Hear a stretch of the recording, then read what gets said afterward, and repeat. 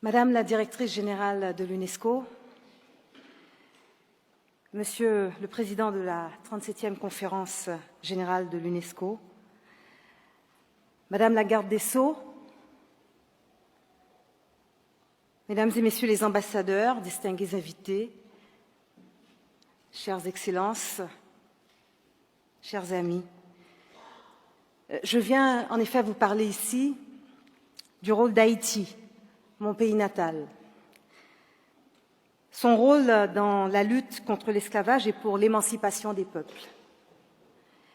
Et je me sens forte de pouvoir témoigner de cet acte de résistance, de ce combat pour la liberté et de cet héritage. Je sais ce que ce rêve, ce que ce combat d'émancipation a su réveiller chez mes propres ancêtres, qui, par milliers, ont été dépossédés de tout, de leur nom, de leur langue, de leur culture, de leur lieu, de leur dignité, de leur humanité, capturés pour être vendus comme des bêtes de somme et réduits à l'esclavage. Pour eux, ces mots sublimes, liberté, égalité, fraternité, ont signifié la possibilité de renaître à eux-mêmes. Ces mots, mes ancêtres les ont reconnus dans leur chair.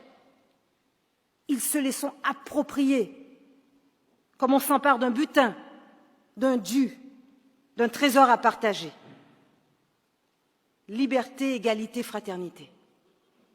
Pour nous aussi les nègres, qui n'étions pas invités au banquet révolutionnaire, de l'autre côté de l'océan maudit, ni à manger de ce pain-là. Liberté, égalité, fraternité, 3 mots, blason d'un combat. Un combat éprouvant, oui, jusqu'au sang, mais jamais, jamais comme la morsure du fouet, jamais comme la morsure de l'humiliation, du viol, de la dépossession et du racisme, jamais comme les 350 ans de traite infâme et inhumaine. Ainsi naquit en 1804 la première république d'hommes et de femmes noirs affranchis par eux-mêmes et qui se redonnaient à la terre souillée de leur avilissement et de leur douloureuse captivité son nom d'origine, Haïti. Haïti qui veut dire terre montagneuse dans la langue des premiers peuples des Amériques. Sur ce territoire-là, les Arawaks, les Taïnos, Caribes, décimés. Et le rêve réalisé par Haïti gagna très vite tous les peuples opprimés du reste du continent. Liberté, égalité, fraternité, pas seulement pour nous, Haïtiens et Haïtiennes, mais pour tous les autres enchaînés, dira Alexandre Pétion, le président de la Jeune République, à Simon Bolivar, surnommé El Libertador. Chassé du Venezuela et de la Jamaïque en 1815, et à qui Pétion donna asile. Et puis il lui donna aussi des ailes, car Pétion acceptera de fournir à Bolivar les moyens financiers et logistiques de reprendre sa campagne de libération, mais à une condition, que ce combat garantisse l'émancipation des esclaves de toutes les terres libérées. C'est du courage d'Haïti que viendra l'étincelle qui allumera l'immense brasier du combat pour l'abolition de l'esclavage sur tout le continent des Amériques.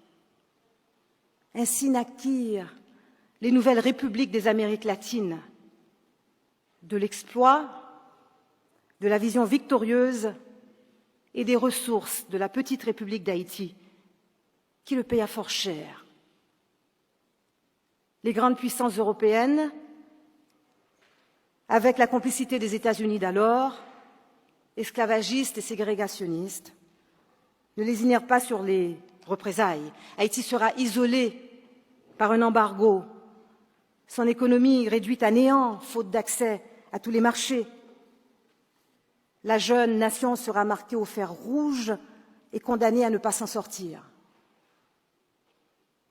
Qu'à cela ne tienne, 210 ans plus tard, la République d'Haïti est toujours debout, chancelante d'une épreuve à l'autre, de catastrophes humaines en catastrophes naturelles, trahie aussi parfois par les siens, mais toujours debout.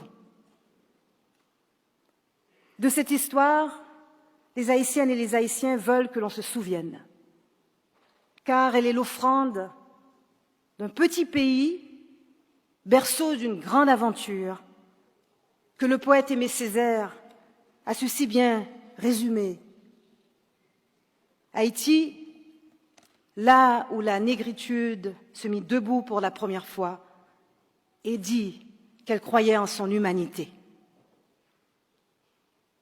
En 1993, oui, sur proposition d'Haïti et des pays africains de l'UNESCO, le projet de la route de l'esclave fut adopté par la Conférence générale de l'UNESCO à sa 27e session et fut lancé en septembre 1994 à Ouidah. Et nous voilà, 20 ans plus tard, nous nous souvenons ici même et faisons ensemble la promesse que ce combat, phare dans une nuit des plus sombres, continuera de nous guider et de nous inspirer